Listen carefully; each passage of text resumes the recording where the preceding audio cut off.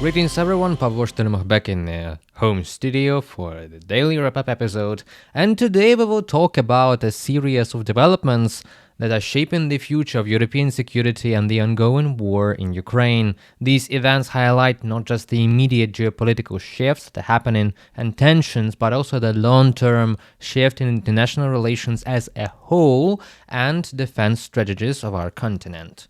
And to start with, that one of the most significant announcements comes from the French President Emmanuel Macron, who recently signaled a potential game changer in European defense policy.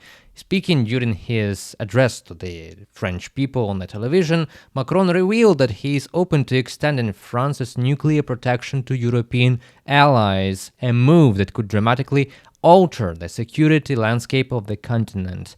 As Russia's aggressive stance continues to affect Europe, Macron's suggestion of discussing the use of France's nuclear potential to protect European countries gained immediate attention.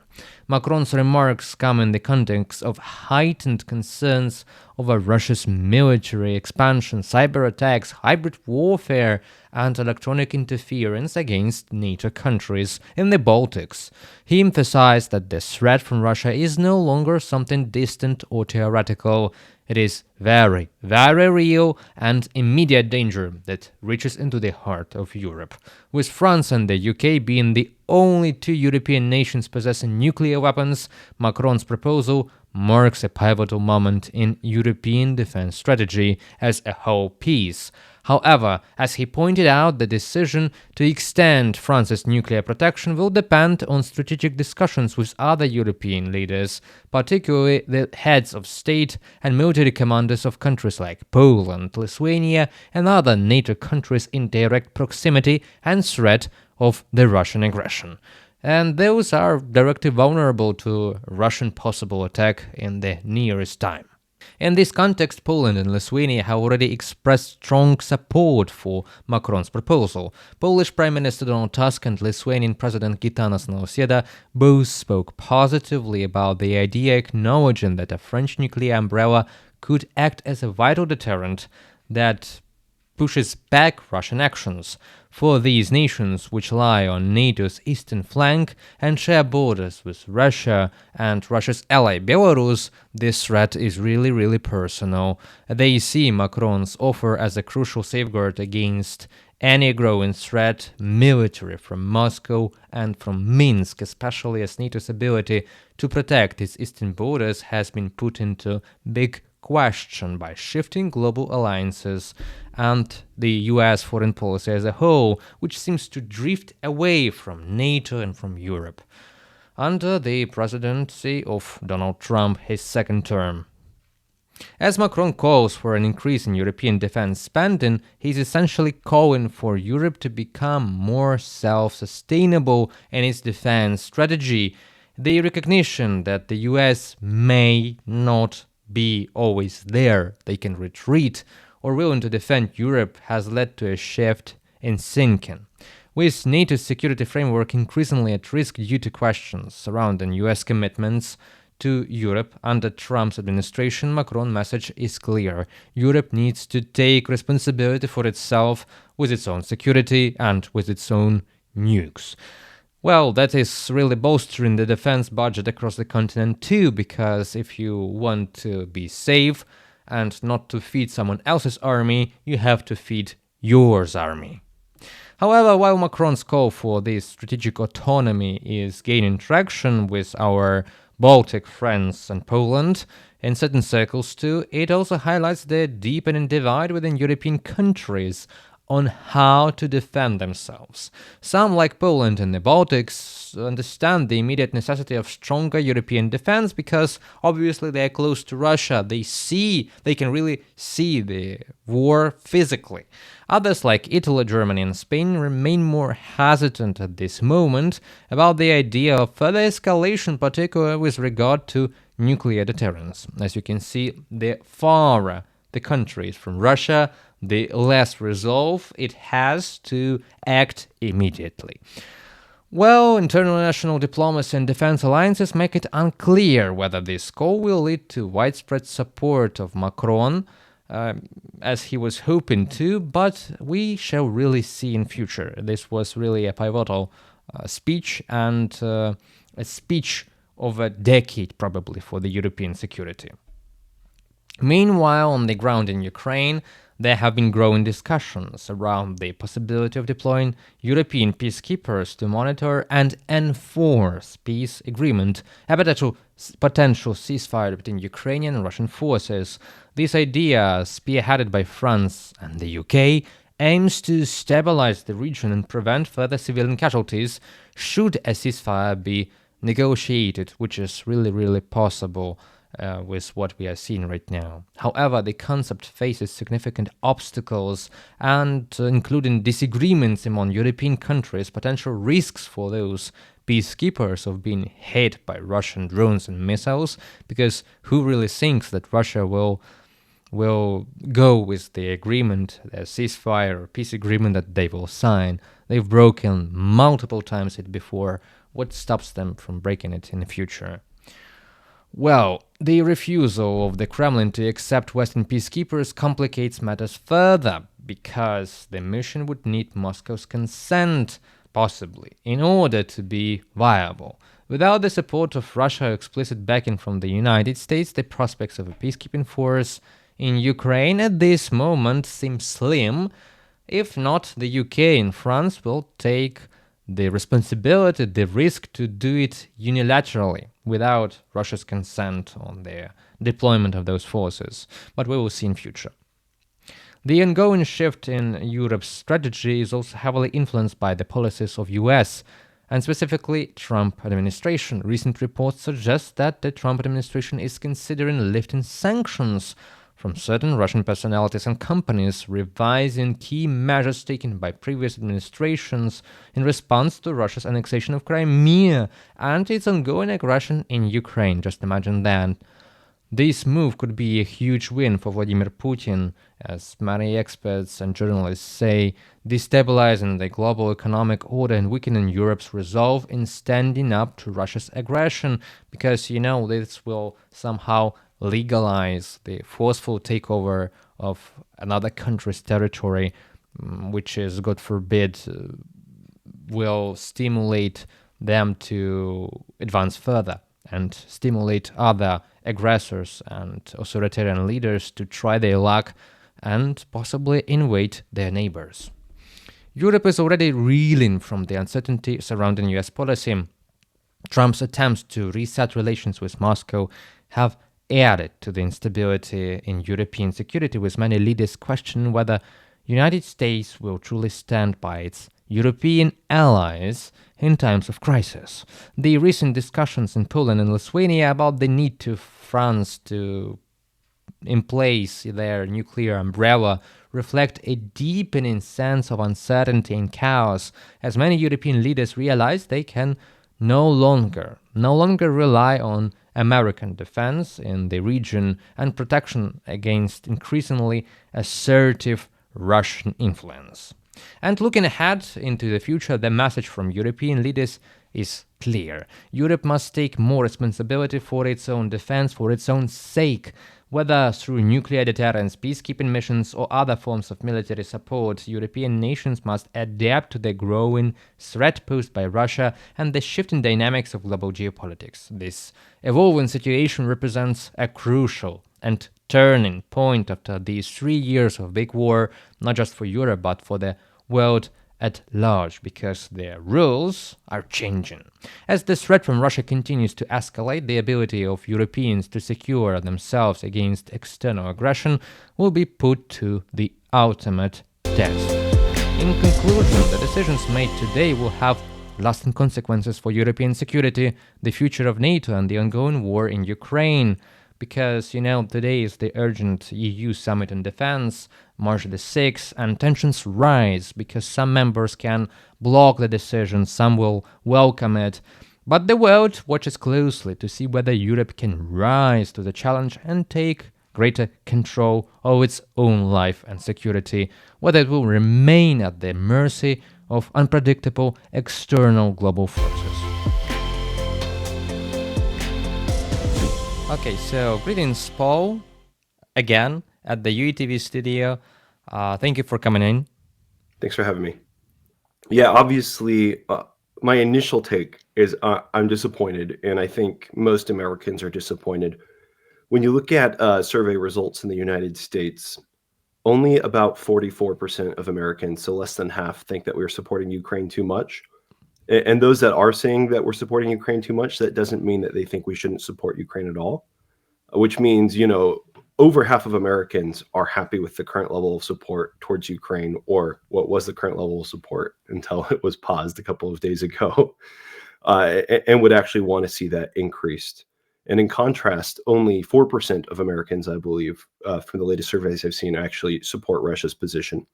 So I'm disappointed in Trump's stance. I think that we should be doing a whole lot more to support Ukraine.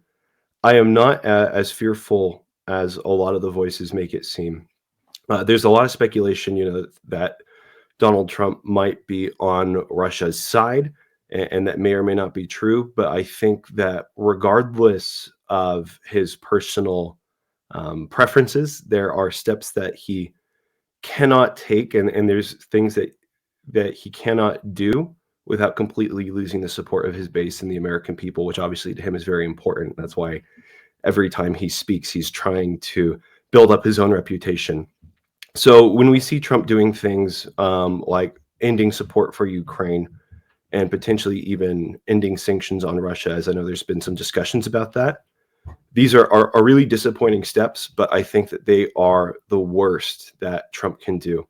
I think that if Trump tried to, for example, come down hard on Russia's side, I don't even think he would dream of doing that, because the outcry against him would be severe in the United States, even among his own supporters.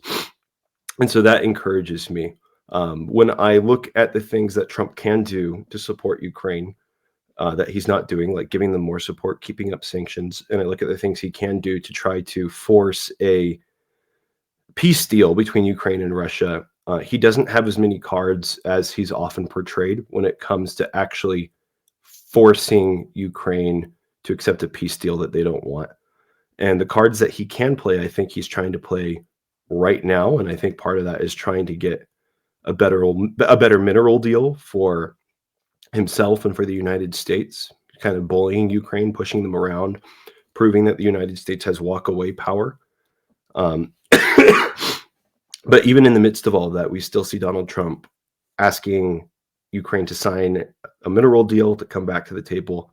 So I think ultimately that's what he wants, and I don't think that we're going to see anything worse. I don't know if there's a follow-up to poke at any more of those topics in particular. There was a lot there. I just wanted to get a lot out. Yeah, and we are seeing right now that the military aid is frozen to Ukraine and to all other partners of the United States. We heard that from the Congress speech this night. And also, intelligence data might be cut off too. Intelligence data is even more important because Ukraine has its own long-range capabilities right now, long-range drones and new missiles. But without American intelligence data, it will be much harder to target those objects in Russia, to make the cost of war unbearable for them. And the process is going on right now. Russian economy is not in a best shape. And coming to this, Moscow still has friends. And some of those friends, as we call that in inverted commas, could be even inside European Union. Who is this threat? Who can be Putin's friend on the March the 6th summit of EU, where they will try to decide what to do with Ukraine support right now and find a consensus? Who those two might be? That even though we're cutting off intelligence to Ukraine directly, it seems that we're still sharing Ukraine intelligence with our other partners like Britain, etc., and that maybe there might be some backdoor channels to share that intelligence with Ukraine. So this seems to me probably, at least at this current moment, a headline-grabbing gesture for the Trump administration to show that they're doing something to try to force Ukraine to make a peace deal. There's still a possibility that Ukraine might receive that intelligence. So that's encouraging. As far as the aid, the main thing is when we stop sending our long-range missiles to Ukraine, so the Patriot missile systems, these are what's keeping your cities safe. And there are alternatives, but they're not as strong as the American system. So us stopping that aid doesn't mean that Russia is going to have free reign over Ukraine's skies, but it does mean that more Ukrainian people are going to die, more Russian missiles are going to get through and are going to hurt innocent Ukrainians. And when we make rash decisions like this, unfortunately, that's the reality. Real people die. And so we speak now about Fico and Orban, and could they disrupt this EU summit? And yeah, it's Russia's strategy. Russia's strategy, I say a lot here in the United States, it's not primarily military. They only have so many military levers that they can pull, and that requires them to produce equipment with things they don't have. And we see how Russia's struggling militarily. So a big part of Russia's military strategy is actually propaganda. It's to ensure that Ukraine cannot play on a level playing field so that Russia can continue to have advantages. And so a huge part of Russia's strategy is to reduce support from the United States and from the European Union as much as possible. We already talked about the United States, and now we see the European Union where that could go on. And so this is nothing new. I have no idea what's going to happen. I'm not super in depth in European politics. Honestly, American politics is stressful enough for more than one lifetime as it is. But just we shouldn't be surprised when we see Russian talking points being repeated in our Western democracies. And we should have a lot more strength to speak up against that and recognize it for what it is. It is a Russian wartime strategy so that they can get away with killing more people without anybody stopping them. I believe we will write a lot of books and articles after all this is over about how it was obvious that those were Russian pro-war and aggressive talking points, and how we couldn't stop that immediately, when they were spoken out. And that comes to the third and final question about today's interview: peacekeeping force in Ukraine. European countries, not only European Union, but also UK, Macron, Starmer, and Netherlands, I believe they have declared that they could send their boots on the ground to sustain a peace after the deal, let's call it like that. Is that really possible? Because what I'm seeing that Russia is trying to decrease the number of Ukrainian troops on the ground, just as they tried in Istanbul 2022. Could this peacekeeping force hold back Russia from attacking Ukraine if those forces, Ukrainian forces, will be really reduced? It is, it's possible. It's also possible that they might not. I think the value of the peacekeeping force isn't the specific number of troops that are there. It needs to be a sufficient number of troops to obviously carry out missions and to conduct initial defense and things like that. But the value of a peacekeeping force, a multinational peacekeeping force, is that if Russia tries something again, those nations are now automatically involved or very likely to be involved and to bring further troops in to assist them. And also because these countries will have their own soldiers on Ukrainian territory, they're more likely to take strong action to prevent Russia from actually continuing to invade before they do so, if that makes sense. So it is possible. I really don't understand, why we would agree to something with Ukraine diminishing the strength of its own forces, though. Peacekeeping forces should definitely be in addition to the strength of the Ukrainian military. Ukraine is not the aggressor in this war.